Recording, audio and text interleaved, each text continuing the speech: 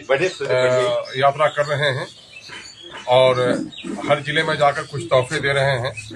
और पिछले दिनों में भी इन्होंने समाधान यात्रा किया था और हम लोगों ने उनके समक्ष कुछ इस इलाके की समस्याओं को रखा था।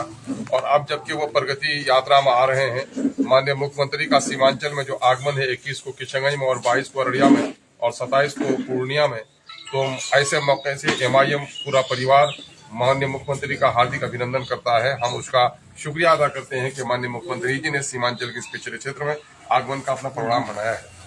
माननीय मुख्यमंत्री जी से हम आग्रह करना चाहते हैं कि माननीय मुख्यमंत्री जी जाति आधारित गणना की रिपोर्ट, सरकारी रिपोर्ट, गैर सरकारी रिपोर्ट के तमाम तरह आकलन के आधार पर सीमांचल का हिस्सा सबसे ज्यादा पिछड़ा है, सबसे ज्यादा बेरोजगार है, बाढ़ से सुखाड़ से सबसे ज्यादा प्रभावित है।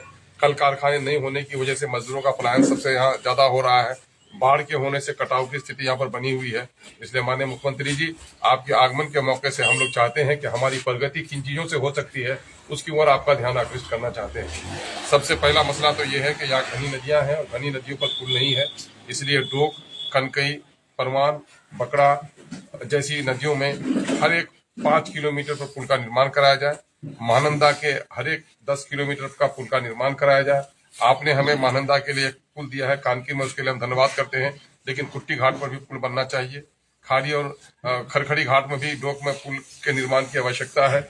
निसंदरा और मटियारी में भी कनकई में पुल का निर्माण होना चाहिए। दल्ले गांव में पुल लटक रहा है, उस पुल के अधूरे निर्माण का काम पूरा होना चाहिए।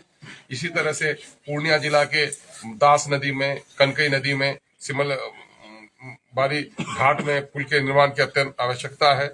और परमान नदी में भी कम से कम 3 से 4 जगहों पर, बलवा घाट में, रसेली घाट में पुल के निर्माण की आवश्यकता है और इसका निर्माण जरूर आप कराएं। साथ ही आपसे मेरा निवेदन यह है कि बिहार में एक लंबे अरसे से प्रशासनिक सुधार का काम नहीं हुआ है। कहीं 5 पंचायतों का ब्लॉक है और कहीं 25 पंचायतों का ब्लॉक है। और हमारे किशनगंज जिला में और पूर्णिया में नए ब्लॉक बनाने की नितांत आवश्यकता है। इसलिए किशनगंज में पहाड़कट्टा को, कुआखाली को, हजरतगंज कन्हियाबाड़ी को नया आप प्रखंड का ऐलान कीजिए और साथ ही आप प्रखंड का ऐलान कीजिए। ये सब डिवीजन का जो पिछले दिनों से मुतालबा है कि ठाकुरगंज को सब डिवीजन बनाइए और आप सब डिवीजन बनाइए बहादुरगंज को, ये सब डिवीजन बनाने का ऐलान करिए।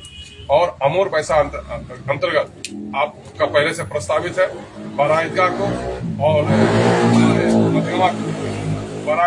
मधगवा को प्रखंड बनाने का ऐलान कीजिए। काफी कठिनाई लोगों को हो रही है। अब इस वक्त हमारे यहाँ 60-70 किलोमीटर की दूरी पर डिग्री कॉलेज है। आप कहते हैं बेटी पढ़ाओ बेटी बचाओ, बेटियां 70 किलोमीटर दूर कैसे जाएंगी? आप हर एक प्रखंड स्तर पर, आपने पहले अनुमंडल स्तर पर दिया था, सीमांचल का क्षेत्र पिछड़ा है, इसलिए तमाम तरह आप प्रखंडों में आप डिग्री कॉलेज हमें देने का काम कीजिए। कटिहार में आबादपुर को ब्लॉक बनाइए। एक बहुत बड़ी बात है, आपने काम किया है, हमारे लिए हम साधुवाद देते हैं कि आपने चमनों की दबागत कराने के लिए, धुलाई करने के लिए यूनिट सैंक्शन किया है। जैसी कि सूचना अभी मिली है कि आप किशनगंज में दे रहे हैं, लेकिन उसकी जो प्रोसेसिंग है और मैन्युफैक्चरिंग होनी है उसके लिए आपने दूसरे जिला में उसको आमंत्रित कर दिया है। किशनगंज के लोगों की तरफ से मुतालबा है कि हमारे यहाँ कोई कल कारखाना नहीं है, चमड़े की धुलाई भी होनी चाहिए, सफाई भी होनी यही चाहिए और मैन्युफैक्चरिंग की भी यूनिट यहीं पर आप लगाए ताकि हमारे लोगों को रोजगार मिल सके। हम आपसे ये भी आग्रह करते हैं कि बीएड कॉलेज हमारे यहाँ नहीं है, हमारे यहाँ बीएड कॉलेज की स्थापना किया जाए। और आपने ऐलान किया है कि तमाम तर जिलों में हम मेडिकल कॉलेज खुलवाएंगे।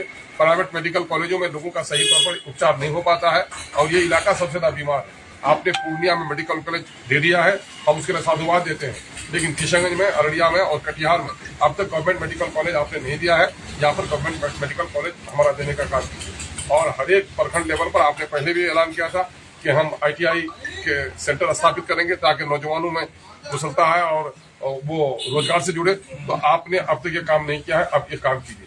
और साथ ही ये बात भी कहेंगे कि माननीय मुख्यमंत्री जी, इस वक्त पूरे देश का माइनॉरिटी आपकी तरफ टकटकी बांध कर देख रहा है। आपने माइनॉरिटी के लिए काम किया है, हम इनकार नहीं करते, लेकिन बीजेपी के साथ आप रहकर काम कर रहे हैं, कुछ मुश्किलें आपको हो रही होंगी, लेकिन आपसे गुजारिश है कि पूरे देश का मुसलमान चंद्रबाबू नायडू और आपको उम्मीद भरी नजरों से देख रहा है कि वक्त जो बिल 2024 है उसके आप समर्थन में हैं या उसके अपोज में हैं। अब तक आपने कई ऐसी चीजें हुई हैं जिससे मुसलमानों को आहत हुआ है, लेकिन हम ये आपसे गुजारिश करेंगे कि आपने कब्रिस्तानों की घेराबंदी की है, आप 8,000 कब्रिस्तानों की घेराबंदी की है, लेकिन यहाँ पर 1200 कब्रिस्तान ही नोटिफाइड है। तो जो इस तरह से वक्फ बाई यूजर का मसला है, देश में बड़ी घटना हो रही है, तो इसलिए आप कम से कम वक्फ बिल 2024 को रोकवाने का काम कीजिए। आपसे हम लोगों ने पहले से भी गुजारिश की है कि पटना को आप हाईकोर्ट का एक बेंच दीजिए और पूर्णिया को हाईकोर्ट का एक बेंच दीजिए, ताकि यहाँ के लोगों को जो तमाम तर मामला में जाना पड़ रहा है पटने की भीड़ घटे और यहाँ की लोगों की समस्याएं हो। हमारे यहाँ तो समस्याओं का अंबार है ना, एक दो जख्म नहीं सारा जिसमें छलनी, दर्द बेचारा परेशान है कि कहाँ से उठे। इसलिए हम आपसे गुजारिश कर रहे हैं कि सीमांचल में आप आ रहे हैं, प्रगति यात्रा के मौके से हम सभी लोग, बल्कि किशनगंज, पूर्णिया, अररिया, कटिहार, बल्कि सीमांचल का जन और कनकन आपका इस्तेमाल करता है। और हम उम्मीद करते हैं कि जिस तरह से नालंदा और दूसरे क्षेत्रों में आपने विकास किया है, पटना का विकास किया है, उस विकास की गति से सीमांचल को भी जोड़ने के लिए आप प्रयास करेंगे। इसके लिए हम कबल अजवक्त आपको साधुवाद देते हैं और आपका शुक्रिया अदा करते हैं। बोलिए। माननीय मुख्यमंत्री से, क्योंकि अख्तर उल ईमान साहब ने असेंबली में भी ये मुद्दा उठाया था जब MIM जीती, तो उपराजधानी का हमने वो